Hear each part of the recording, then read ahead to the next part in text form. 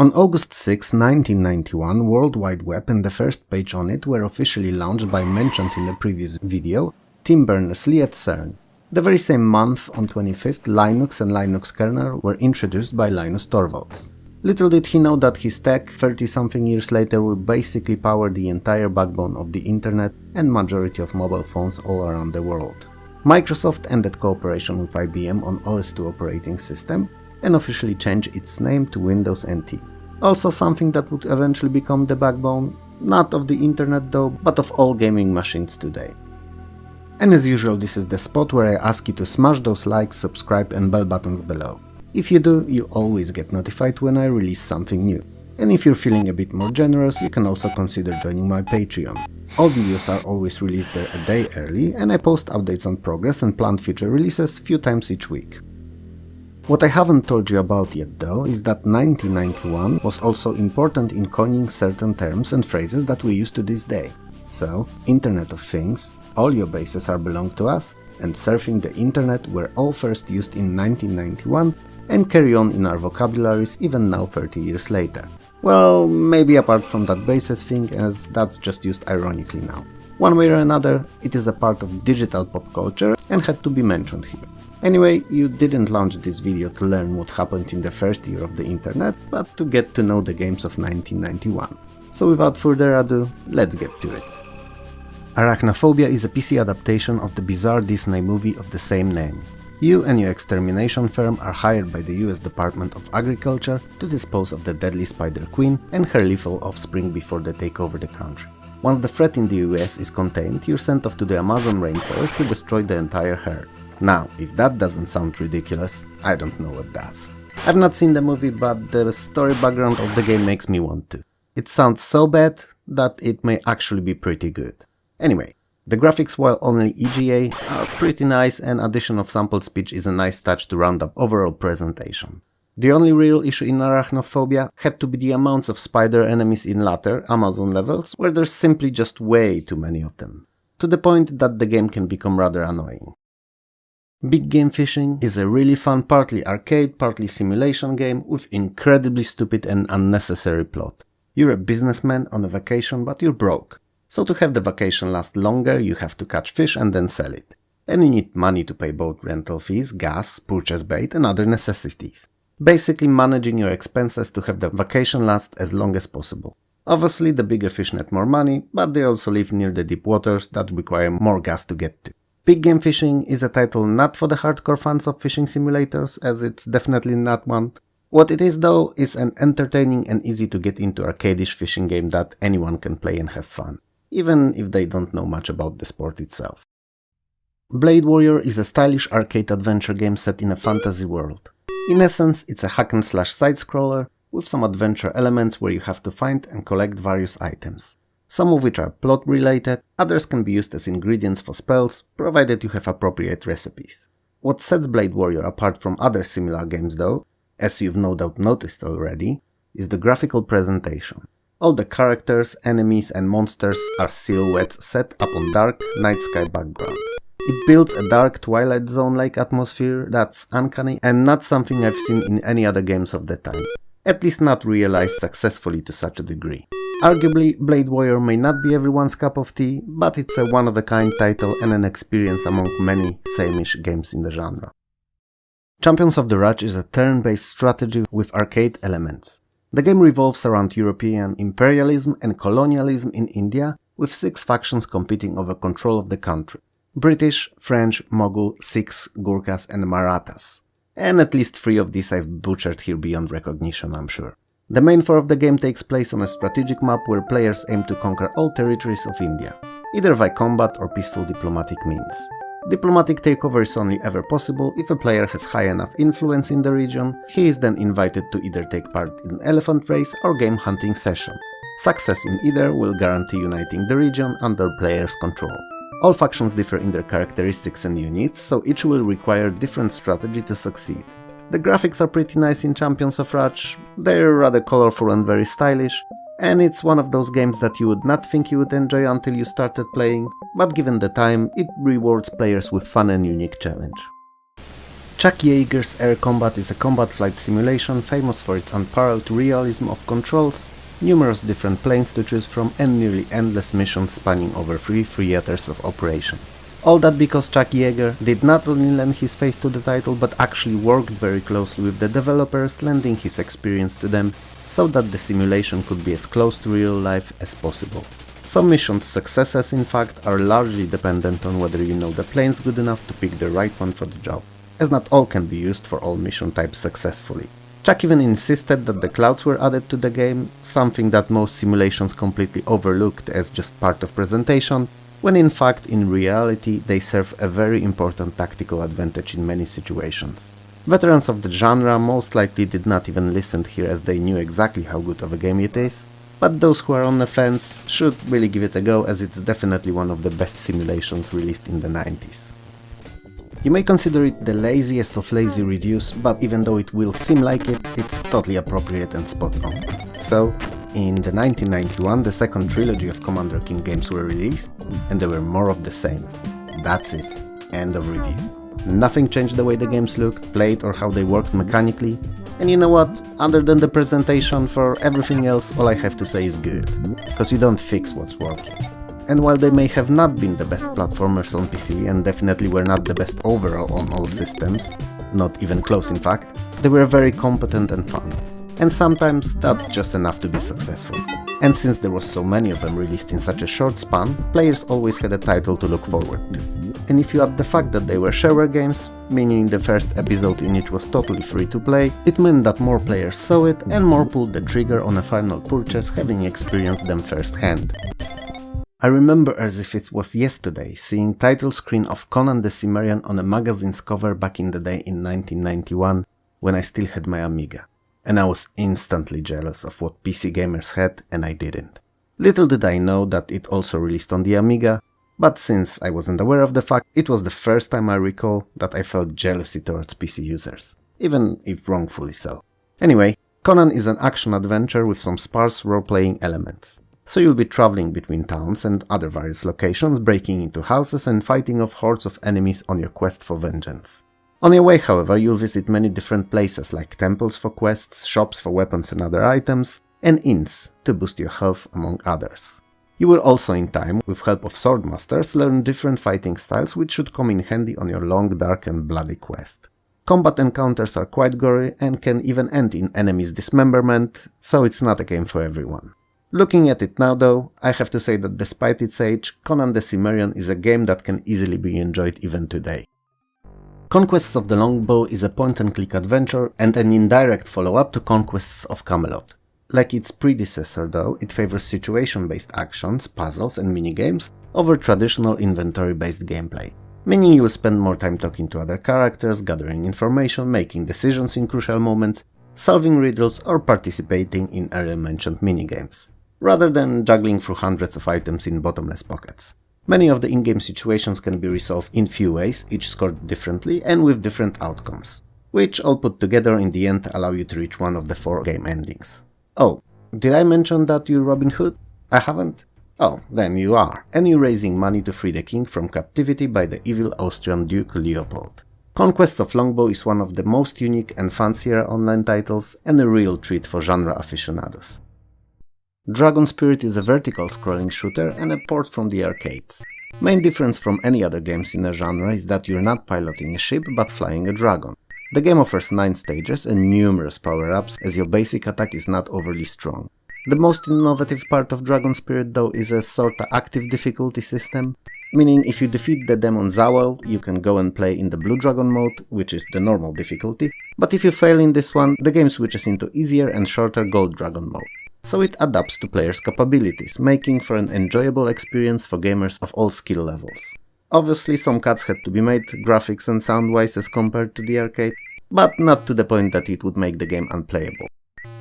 Duke Nukem is a futuristic, sci-fi, multi-directional shooter platformer, and clearly a mouthful as well. The game consists of 3 episodes of 10 levels each, and the main objective of virtually every single level of the game, apart from the last in each episode, is to find the exit, destroying all the enemies along the way and collecting points. And since there are many power-ups or special usable items, discovery is not only encouraged, but recommended over going straight for the exit. Last levels of each episode don't have an exit, but require finding and defeating the boss, so-called Dr. Proton. Interesting addition to the game were the per-level achievements, each worth 10,000 points, and requiring fulfilling certain conditions within a particular stage. For instance, destroying all the cameras or boxes. Dusk of the Gods is an isometric view non-linear action role-playing in an open world, taking place shortly before Ragnarok, an epic battle at the end of the world in Norse mythology. You're taking a role of fallen warrior sent out by Odin to change the destiny of the gods, to help them avoid their fall at the coming war. Unlike grand majority of titles of the time, Dusk of the God offers a non-linear gameplay and large fully open world that you can explore in any order and way you see fit. As you travel and combat enemies, you get progressively stronger and acquire newer and better weapons and armor. It's an unusual for the time role-playing that's sadly plagued by rather simple and blunt combat system. If it doesn't bother you too much though, the setting and the story is pretty interesting. ECOQuest: The Search for Cetus is a point-and-click adventure that tells the story of a teenage boy, Adam, who after encountering a talking dolphin gets involved in a quest of helping inhabitants of an underwater kingdom by finding a missing whale king Cetus. The game was designed from ground up as an educational title for younger audience, teaching them about importance of ecology, and lacking often used in Sierra's titles death sequences and points where you can get irreversibly stuck. And I suppose it's those two features that made it so popular even with more mature gamers. Personally, I always preferred LucasArts adventure games, but I sort of understand the popularity and appeal of Sierra's titles too. Falcon 3.0 was praised upon its release as bar none the most realistic combat simulator of the time. Now, I'm no expert at that, but it did look great. And as far as I remember, flying was quite fun too. That said, I only ever played it on AMD K5 PR133, so a rough equivalent of a Pentium 133, and Falcon 3.0 when it came out listed 286 as the minimum CPU for running it. Which, you know, technically speaking was correct, as it could be run in a glorified slideshow mode on that configuration. But I wouldn't attempt playing it on that ever. Even in low detail, it was a nightmare on anything other than at least 386DX. And to comfortably play it in high detail, in so-called high fidelity mode, 486 with a Mavco processor is a bare minimum. Falcon 3.0 was a huge step up over its predecessor, offering more in terms of both number and fidelity of design of missions, and allowed for linking of PCs or use of modem for multiplayer dogfighting fun. Grand Prix 502 is a fun arcade motorcycle racer with a really nice colorful VGA presentation and butter-smooth animations. It offers 4 bikes to choose from and 12 real-life Grand Prix racing tracks. You can play in either practice, single race or a full season mode, alone or against a friend in split screen. When played alone, top half of the screen shows overhead view of the entire track, which is helpful in knowing where you're placed in relation to opponents, and the layout of the next few corners. In 2-player, top screen is taken by a second gamer, and that's arguably the best way to consume the game. While Grand Prix 502 is really fun, it is only if you like light arcade races and don't care much about realism, physics, inertia, gear ratios, corner approach angle and such. It's an arcade racer and that's all that it is and ever will be. If you're looking for a simulation, something that would represent the sport as close to life as possible, better look somewhere else. Hare Raising Havoc is a side-scrolling adventure game with some light puzzle elements. The premise, while simple, is quite interesting and fun. You play as Roger Rabbit and you move in a house from room to room, in each solving a simple puzzle. Puzzle in the form of a broken Rube Goldberg machine. So you have to interact with objects in your surroundings to get them to the point when the machine will be functional. You'll be turning them on and off, rotating or moving between places among others. Despite what it may seem like, the game is extremely challenging because there's an hour-long clock to complete all the levels and doing so requires new perfect solution in all rooms. And if you're unfamiliar with them, it may prove very difficult. I understand that this may have been a semi-solution to replayability, or lack thereof, but personally I would have preferred to see individual times per each level rather than one for all of them, and just many more rooms to solve this issue. Join Mac Caveman Ninja is an action platformer originating from the arcades. The plot of the game is as silly as it is unnecessary. Cave women from Joe and Mac's tribe have been kidnapped and our heroes are rushing on a 6-level long adventure to get them all back. At first, Joe and Mac are armed with just stone axes, but in time, by cracking eggs left by defeated pterodactyls, they gain access to a wider arsenal of weaponry and upgrades, like fireballs, wheels, boomerangs, or doppelgangers for both of them. Holding down the attack button allows for it to build up for a more powerful blow. The game's full of quirky humor and sports beautiful cartoon-like graphics and excellent sound design. Joe and Max was so popular in fact that it received a long-awaited arcade port few years later. It did not, however, find its way to the PC. Jones in the Fast Lane is a hidden gem.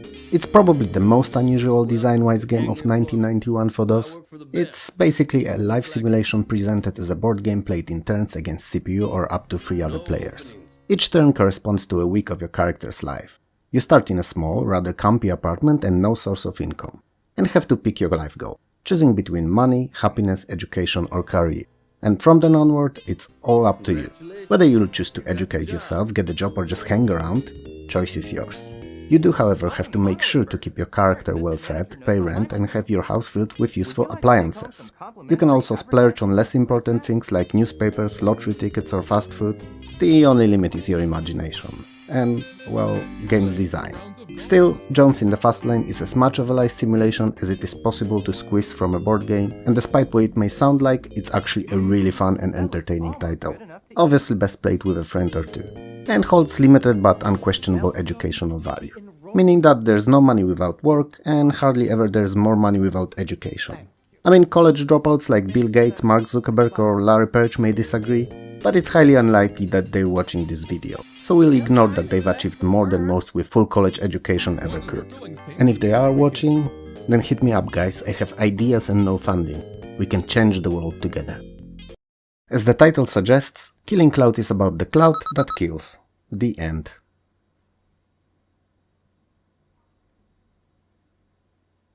In reality, however, it's about toxic cloud released by a fanatical crime syndicate, the Black Angels, covering San Francisco in the unspecified period of 21st century. You're a SFPD cop who is sent on your hoverbike straight into the heart of the poisonous mist to solve its mystery and capture villainous Black Angels' ringleaders. You can upgrade your hoverbike by adding new weapons, extra fuel reserves and life support units, all to ease the task that's ahead of you. Killing Cloud is not a straight-up shooter, however, as some enemies, Black Angels to be precise, are better captured and arrested rather than killed, as they can be interrogated later on. The game is a fun package of incredible graphics and sounds, rounded up with entertaining gameplay and cyberpunkish sci-fi theme. Just a little while ago I mentioned that Jones in the Fast Lane was probably the most unusual design-wise game in 1991. Well, Lexi-Cross is a strong contender, if not a winner. Winner winner, chicken dinner. Anyway, Lexi-Cross is a futuristic TV game show with gameplay elements borrowed from Scrabble, Wheel of Fortune and Battleship. Saying that the gameplay itself is odd is an understatement. But it's interesting, and when you get used to it, it's actually quite entertaining. Each player or player and CPU has a grid of hidden tiles that conceal various words. They take turns revealing said tiles in an attempt to uncover letters or bonuses. Alternatively, players may spin the wheel to guess a letter. Whoever manages to form the complete sentence first wins. The gameplay idea may sound bizarre, but after a round or two becomes clear, and playing against a friend is really fun. Provided that you enjoy word games, that is. Martian Memorandum is a sequel to prior year's Mean Streets and a detective-themed point-and-click adventure set in a futuristic San Francisco. Between the events of earlier title and now, Tex Murphy that you play as is down on his luck, broke and desperately needing a new case to work on. Fortunately, he's soon to receive an interesting one, seemingly a kidnapping of a wealthy mogul's daughter. But as you work on it, you'll discover what really lies beneath, and that the fate of Earth will once more fall onto your broken shoulders. The graphics in Martian Memorandum, like in previous game, are a neat mixture of drawn and digitized assets. The sounds and music are appropriate, yet nothing to write home about. But most importantly, the acting. Quite fortunately, I might add, is as campy and cringy as it's always been. To the point that it's so bad that it actually becomes really good. And it's a definite highlight of the game. Don't let it fool you though, cause despite the acting, overall story is well written and interesting. What is annoying about Martian Memorandum though are the pixel hunting for clues, and that you can get irrevocably stuck if one of the characters that was supposed to reveal a clue gets upset with you, if you mistreated them or spoke to them in a manner that they did not appreciate. And while it can be argued that it's a realistic approach, it's not a good game design. Merchant Colony is an underrated and often disregarded title. partly because it's flooded with way too many statistics, and partly because, just a couple of years later, more advanced games were released. But in 1991, Merchant Colony was probably the best colonial empire builder that there was on DOS. Unlike the title suggests, you're not only taking care of a singular colony, but are building an entire empire. So you will be able to found colonies, build ships and trade goods and commodities between your and other cities. Heck, if you feel like it and have the means to do so, you can even send soldiers conquering trade places to effectively gain monopoly on certain kinds of produce like tea, coffee, sugar or diamonds among many others. Merchant Colony is a game that came and went largely unnoticed, and one that deserved much more attention as it was genuinely a little diamond in the rough. MiG-29M Super Fulcrum is a successor to Domark's earlier MiG-29M Fulcrum. The game is graphically rich, not only representing flat surfaces as most simulations of the time, but also depicting a whole range of other terrain features, even entire mountain ranges. This time, however, the game does not offer a series of single scenarios, but one big campaign, where your task is to represent the Soviet Union in a UN force sent to South America to defend a small country that is being threatened by a bigger and much stronger neighbor. Isn't that ironic? Doesn't it remind you of something awful happening just about now in Europe? Never mind. Let's get back to the game itself. In Super Fulcrum, you can choose one of 3 predefined loadouts, either air-to-air, air-to-ground or a mixture of both, which is considerable expansion on what the first game allowed for, as there was only one static loadout. The game's engine is modified to offer even more realistic flight, and you can kinda tell. You, not me, as you're a simulation aficionado, and I'm just a Sunday pilot at best. Obitus is a fantasy role-playing with a sci-fi background and some arcade action sequences. The sci-fi bit is that the game starts in a real world, in our time, and the main protagonist, a medieval history lecturer, is transported to medieval times to Kingdom of Middlemere that's ruled by 4 rival brothers, and he has to find out how he got there and his way back. The gameplay is viewed from first-person perspective with 8-way movement and smooth scrolling when turning, which was not something often seen in 1991, where most games utilizing the perspective just instantly switched to appropriate view when turned. The arcade sequences are viewed from the side perspective and are horizontally scrolling. That's where you fight your enemies and explore castles. In the 1990s, Psygnosis, before being scoped by Sony for the PlayStation brand, was one of the most innovative devs who always introduced something new and unseen in other games, either graphically or mechanically, and Obitus is a great example of that. Definitely not a title to pass by if you like RPGs. Predator 2 is an arcade rail shooter unlike Operation Wolf, but based on a movie of the same title. You're Mike Harrington, LAPD lieutenant fighting off Spanish and Jamaican drug gangs. Sounds like profiling at its finest, doesn't it? Anyway, when you do your policing duty, fearsome and dangerous Predator shows up, and your deadly mission becomes even deadlier, cause now you're set against a hunter from outer space. The game is a crosshair shooter, where your character is viewed from over-the-shoulder perspective and enemies appear on the screen from sides and various doors and windows. As you clear sections, the game scrolls, moving the stage sideways ever so slightly with each passing second. Predator 2 is filled with both armor and weapon power-ups, and they are often the key to survival, so should be picked up whenever possible. You cannot, however, just spray the whole screen with bullets and hope to kill all, as often innocents pop up on it and they should not be attacked. You are a police officer after all. Predator 2 is actually better than I remembered it being, looking and sounding quite respectively on PC. Prehistorik is a platformer that's been ported from the Amiga, and despite that it looks and sounds surprisingly good on PC. It cannot obviously match Amiga's sound and music design, but other than that it's real fun and quite big, consisting of around 150 screens. Why some older games used screens to describe their size escapes my understanding. Perhaps it was something to do with the way scrolling worked, perhaps not. We may never know. Anyway, to complete a level you have to collect a certain number of fruit and then get to the exit. Simple as that. Fruit can be found in caves, but realistically is most prominent as a leftover after defeated enemies. So you'll do that too. Defeat enemies, that is. The game features various collectibles in form of better weapons, bombs, extra time, lives and improved jump. And it's always worth seeking them out as they make completing it a much easier fare. Is Prehistorik the best platformer of the early 90s? Definitely not, but its presentation over a humor and simple but fun mechanics make it a standout title. Romance of the Three Kingdoms 2 is a second in the long-running series of turn-based strategy games by Koei, taking place in ancient China and loosely based on the historical novel of the same title. The game offers a choice of one of 6 starting scenarios that determine the initial layout of power on the map. China is divided into 41 different provinces, and there are over 200 unique characters that can be influential figures in the campaign, each described with 3 statistics showing their capabilities and ranging from 10 to 100. The higher the better, obviously. They are intelligence, war ability, and charm, and they influence the successes and failures of warlords when performing tasks like dueling, leading armies, or increasing land value in provinces. The game is won when one player conquers all of the China. Romance of the Three Kingdoms 2 is perhaps not the best out of all titles in the series spanning numerous games, but it's a very solid and enjoyable game for all fans of strategies. Scorched Earth is a versus tank game similar but much more advanced than 1982 Artillery. For starters, up to 10 tanks can take part in any single battle, and they can be any mixture of players and CPU-controlled opponents. Then there's the physics engine that is on another level when compared to the earlier mentioned oldie. It considers terrain, weather conditions and gravity, and does it more accurately than ever before. Weapons also destroy the terrain, changing its shape along with the progress of the battle, and since we're on the subject, there's a lot of weapons to choose from, easily over 30 different ones. And they don't only differ in power, but also in a way that they work. Some destroy everything in a radius, others drill in ground and attack from below, and there are those that roll on the surface of the land and seek enemy tanks, and even ones that cover enemies with dirt. There's a lot to choose from. Scorched Earth also features parachutes reducing fall damage, and various shields that have their own properties and working mechanics.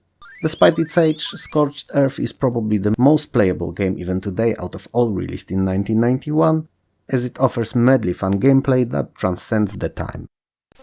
Along with Heroes of the Lands and Dragons of Flame, Shadow Sorcerer is SSI's third and last of the non-gold box AD&D titles, and arguably the most unusual out of all of them.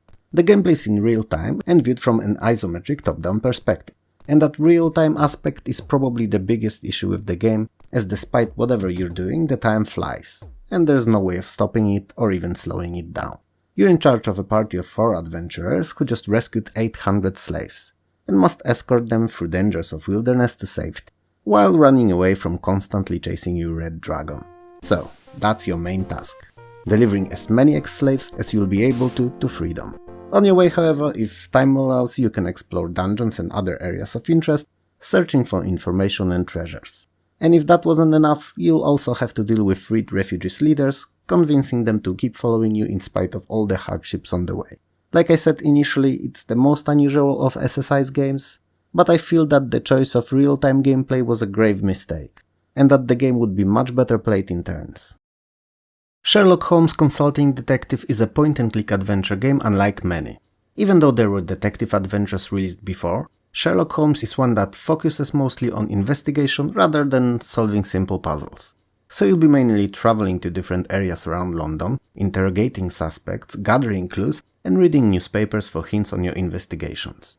When enough evidence is discovered and you're ready to make your call, you'll be presenting your findings to the judge, and he will decide if they're incriminating enough to consider the case solved. And there are 3 of these to solve: the Mummy's Curse, the Mystified Murderess, and the Tin Soldier.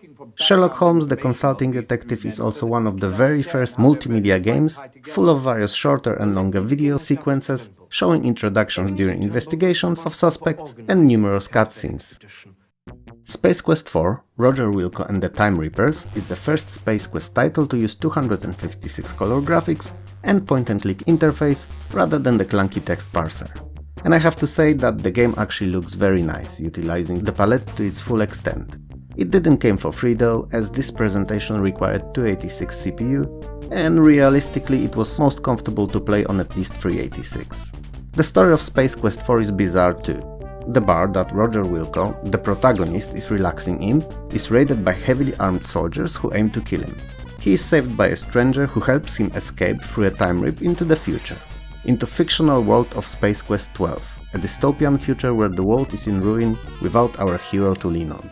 And this is where your real quest starts. You have to avoid the antagonist's henchmen, fulfill your heroic destiny, and save the future. As in most Sierra's games, you can die at various points, which is a mechanic that I actively despise, and hence why I always lean more towards LucasArts games rather than Sierra's.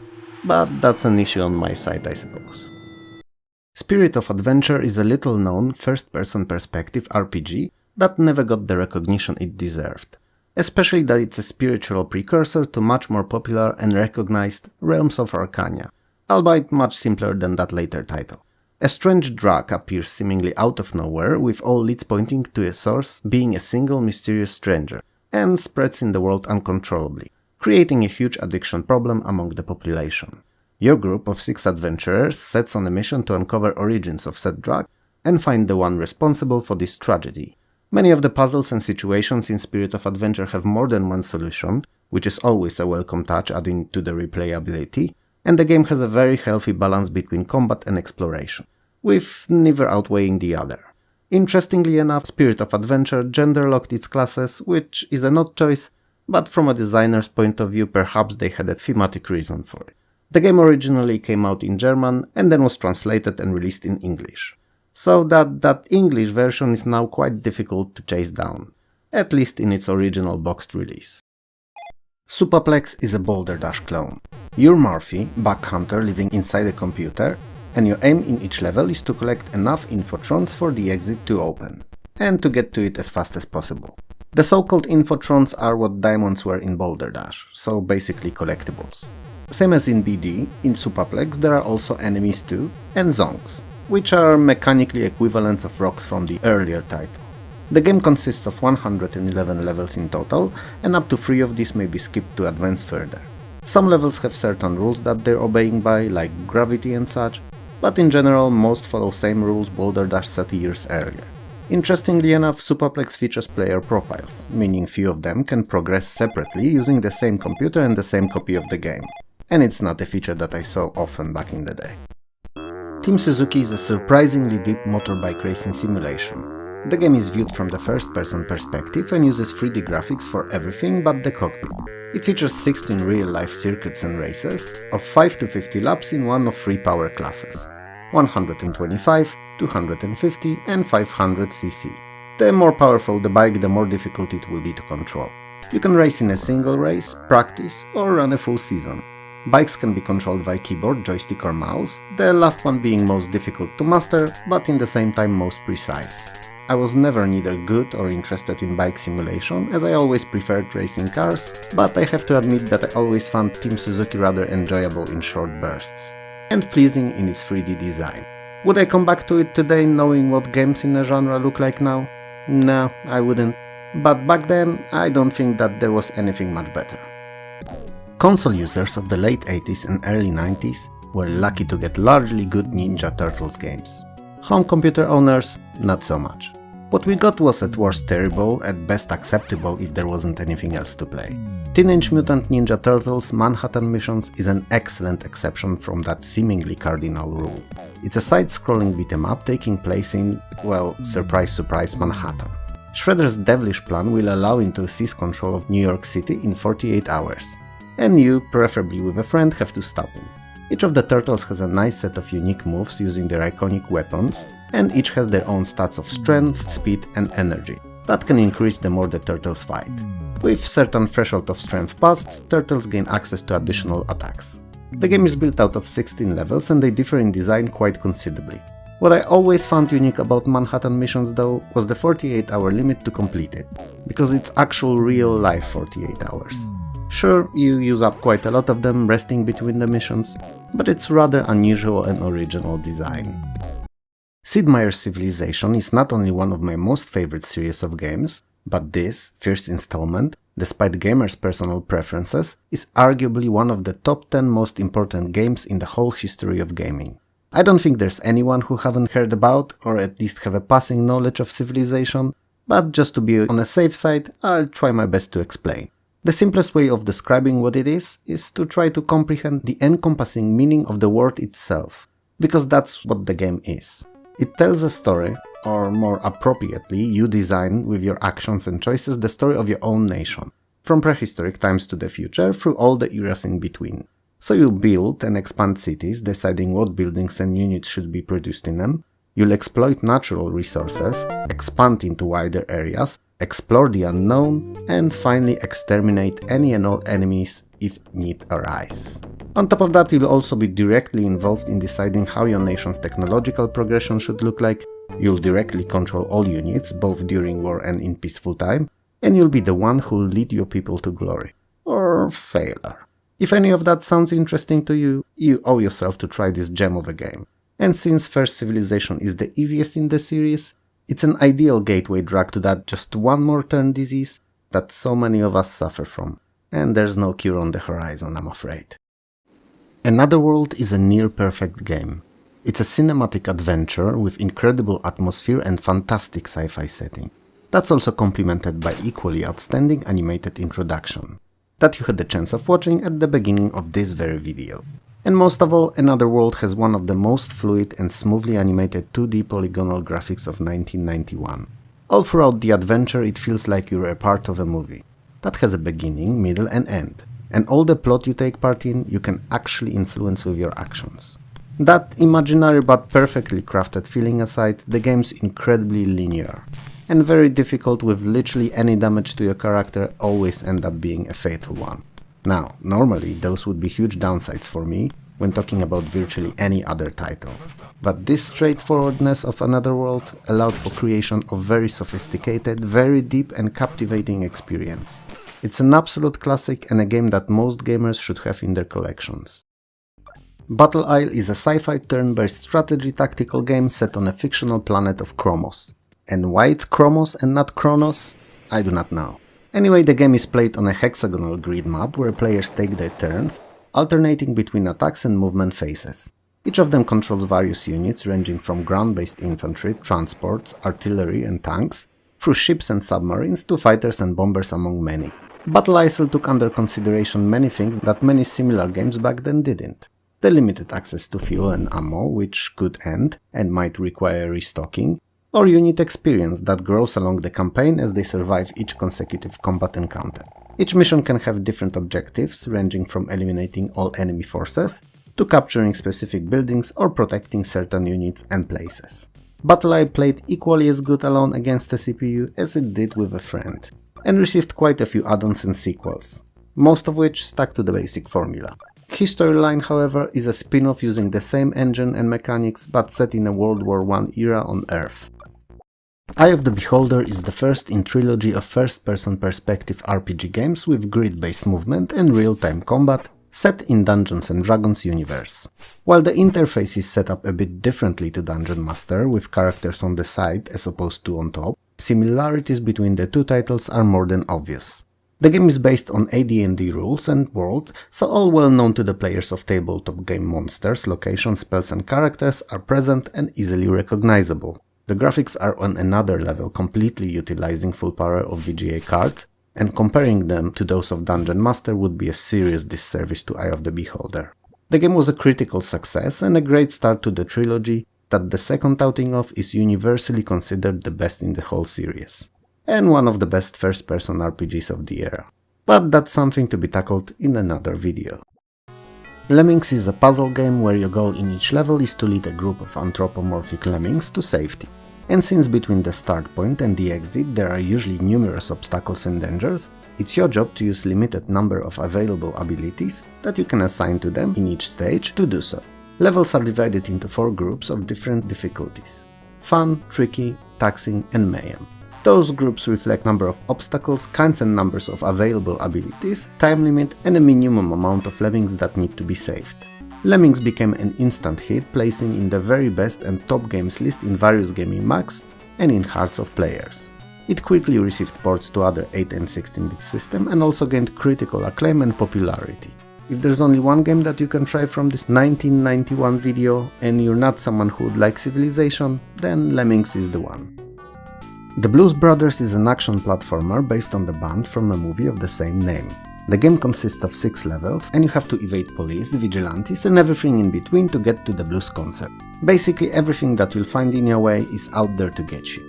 Fortunately, you're not helpless and can pick up omnipresent crates and throw them at your enemies. The premise may seem simple, but since it's realized nigh perfectly, Blues Brothers is really fun and won numerous Best Game awards upon its release. The fact that it can be played in simultaneous co-op is an added bonus, even if the scrolling only focuses on the first out of 2 players.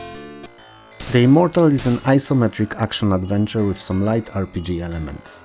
Not unlike much later released Diablo, but considerably simpler than that title.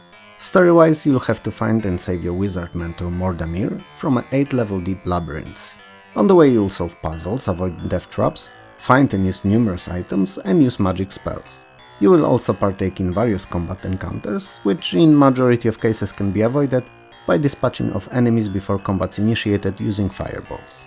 Some of the levels introduce unique mechanics allowing for a different mode of traversal, like magic carpet, levitation spell, or a floating barrel.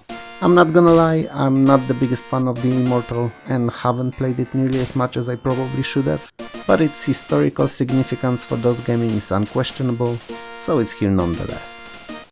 The Magic Candle 2 is a fantasy role-playing that's quite ambitious for the time it released in, offering a huge world and many interesting gameplay ideas. While there are only 3 classes to choose from, Ranger, Bard and Fighter, all of them have modifiable fighting and ability stats, among other less common like music and carpentry for instance, and all this can also be raised by training, which was not something very common at the time. Interestingly enough, Magic Candle uses a very similar magic system to that in Dungeons & Dragons, where magic users can study spells while camping at night in order to be able to access them the following day. The game is pretty fun, even if plagued by some minor little annoyances here and there, the biggest of which being way too excessive combat. Still, if you're into RPGs and don't mind playing an older title, Magic Candle 2 is definitely not a game to sleep on. The Rocketeer is an action-adventure game based on a comic book and a Disney movie of the same title.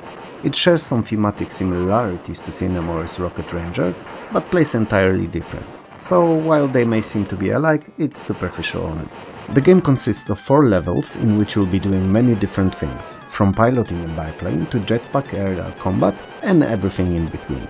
Each of those stages is quite difficult, but the gorgeous digitized 256 color graphics and numerous cutscenes are enchanting and will no doubt keep you playing all the way to the very end. Interestingly enough, despite many of the elements of the presentation being digitized, the story is shown by comic book frames, paying homage to the original source material and not only a movie. The Simpsons is a brilliant conversion and really fun arcade beat-em-up starring TV's most famous animated family. Maggie is kidnapped by Mr. Smithers, and it's your task as any other of the family members to save her, each with their own iconic design and set of moves and attacks. And since The Simpsons can be enjoyed in simultaneous 2-player mode, it's obviously best played like that in a side-scrolling Springfield mayhem. Unfortunately, however, team-ups from the arcade were not converted to PC, so having someone there with you does not unlock new attacks. It's not a big one, but definitely a downside to this otherwise amazing title. Presentation is more than stellar, with all the locations and characters faithfully represented in high color and animated fluidly. If there's a case showing how arcade conversions should look like, it's the one. I'd even risk saying that The Simpsons are probably the very best arcade conversion to PC of the early and mid-90s. Top Gun Danger Zone is an arcade simulation based on the iconic 1986 movie of the same title, taking place on and around waters of the coast of Libya. The gameplay is actually kinda similar to Wing Commander. What I mean by that is that aside from missions that you'll be flying often, you can also socialize with other pilots on the USS Birgham, aircraft carrier that's the base of your operations. And you can challenge other pilots in dogfight trainings for the position on the Top Gun challenge board. While it's not necessary, it's a good practice, and since it's short, it doesn't feel like time wasted. There are just a few mission types: intercept, escort, clear airspace, provide air support, and run interference. And even though they don't seem like a lot, I feel that they provide enough variety, especially that the flight model is quite enjoyable. Not too realistic to be a hardcore simulation, but also not over the top arcadish to feel like a simple shooter. There are 2 aircrafts to choose from, quite old by today's standards but modern at the time: F-14 Tomcat and F-18 Hornet. First, with a radar intercept officer assisting you, and in second you fly solo. Top Gun is a decent game, and while not a full-fledged simulation, it's one for those that find overly realistic games too complex to enjoy. Ultima Worlds of Adventure 2 Martian Dreams is a very original adventure role-playing with more emphasis on the adventure elements rather than the RPG. It's built on top of Ultima 6 engine and roughly works the same as original, with some small tweaks and changes. It focuses more on a story than on combat, meaning the conversations with other characters are much longer, more in-depth and satisfying, at the price of far fewer encounters. Story-wise, the game is Jules Verne's inspired Victorian tale of sci-fi adventure. The rocket with 19th century scientific celebrities, for the lack of a better description, is accidentally launched towards Mars, and you're part of the rescue team sent after. As a result of that, you'll meet many of the famous at the time scientists and people of culture, and this is precisely where you may appreciate how much care and attention went into creating the game, as by talking to them you'll realize how thorough was the research while working on the title. While both Ultima Worlds games were underappreciated at the time of the release, compared to other RPGs that is, they are no doubt gems and titles worth revisiting even today. Uncharted Waters is a game that's difficult for me to categorize. If I'd have to decide on something, I'd say it's a mixture of simulation and trading with some superficial role-playing elements. The ultimate goal of the game is to marry a beautiful Lady Christiana. Doing so, however, requires you to gain enough fame to be an appropriate suitor, which in turn will require you to amass a lot of wealth. So, whether you want to or not, you will have to trade. A lot. And that's what most of your time will be spent doing. Traveling between the ports, buying low and selling high. At least that's the plan. Whether you manage to actually do so or not will be entirely up to you. As you go about it, however, you'll be called upon by various merchants and royalty to perform specific tasks for them. That said, the game does not rush you at all, and you don't have to aim for the endgame from the get-go, and can spend as long as you want to trading, sailing or exploring the world. In this Uncharted Waters is similar to Sid Meier's Pirates, meaning that unless you actively aim for the endgame, you can stay in the gameplay loop nigh indefinitely, living your life on the seas, fighting with pirates and multiplying your wealth. V for Victory Battles at 1 D-Day Utah Beach is a first in the long-running series of turn-based strategies set during World War II. It was well known for using realistic military markers to indicate the location of various units, hex-based grid map for terrain, an extremely simple and user-friendly drag-and-drop interface. It was also from ground up programmed in a way that allowed for running multiple expansion packs and scenarios from a base game, and that was something which wasn't a common practice back then. And something that was put to good use, as V for Victory spawned 3 additional expansions, all sold separately. Velikie Lakai, that I've no doubt butchered here, covered Soviet offensive against German occupation during a Battle of Velikie Lukai in late 1942. Then there was Operation Market Garden, and finally Gold Juno Sword, which revisited D-Day beaches of original, covering British and Canadian sectors. V for Victory was also one of the very first few games that used high-resolution SVGA display, and while the graphics may have been largely static, it is a fact worth mentioning nonetheless. Originally, Volfight as an arcade title was a successor to Quicks, adding extra features and switching to a sci-fi aesthetic. And PC's version is no different, as it's essentially an arcade-perfect port. Gameplay revolves around claiming area of each of the level's screen, while avoiding creatures that try to prevent it. You do so by drawing a line from outside border through the playfield, and when you reach the other part of the border with said line without it being broken by one of the enemies, the smaller area out of the 2 you divided the playfield into becomes the part of the border itself. In order to complete the level, you must claim 80% of the whole playfield area. While it may not sound like fun from my description, it's actually not only very playable, but downright addicting. The mechanics are very easy and entry level is pretty low, but mastering Volfight is not an easy task at all. But one worth attempting anyway. Wing Commander 2 Vengeance of the Kilrathi is the first sequel in Chris Roberts' long-running series of sci-fi space combat simulation games. Gameplay-wise, apart from addition of numerous new spaceship and weapons, it's largely more of the same. So if you like the first game, you'll love the second. Changes, however, are quite prominent in the story department, which while being a direct follow-up to the first game is now more structured, deeper, less open-ended. As a result of that, you can no longer be awarded promotions or medals. On the other hand, Wing Commander 2 is now chock full of animated cutscenes, some even using some of the industry's first voice acting, which makes it feel more like a movie that you partake in rather than just a game. The biggest change mechanically, however, is that your wingmen cannot die other than in scripted cutscenes, and if their ships are destroyed now, they just eject. Toasty! X-Men 2 The Fall of the Mutants is a role-playing game telling a reimagination of a famous Fall of the Mutants storyline. You pick 5 out of a whole pack of different and nicely drawn X-Men to look for missing Storm and Forge. The story, in fact, has a very strong what-if scenario feel to it. Most of gameplay as you walk around the levels looking for enemies, crates and traps is viewed from an overhead perspective. But when you encounter enemies, you have a choice of approaching them either in side-view arcade beat-em-up style, where you get to use your chosen heroes as powers, or a tactical turn-based mode. As a huge fan of X-Men and Marvel in general, I have to admit that I somehow not only never played it before, but haven't even knew that it existed in the first place. So finding it was actually little surprising, and I'm already planning on saving little extra time for Christmas to play it. Comparing 1991 on Amiga and PC, it's easy to notice that there was a lot of cross-platform titles released on both. In the same time, both systems had plenty of unique and one-of-a-kind exclusives. While it was still early to dethrone Amiga as a de facto king of home computer gaming, omnipresent VGA and steadily spreading Sound Blaster support prophesized the incoming turn of tides, that we would sow the first signs of next year, and a complete change of powers in 1993 with a release of Doom. That, however, is a subject for the next couple of videos to discuss. If you liked the video, please hit those like and subscribe buttons below, perhaps even the bell to get notified about new uploads as soon as I post them. And if you're feeling more generous, you may even consider joining my Patreon.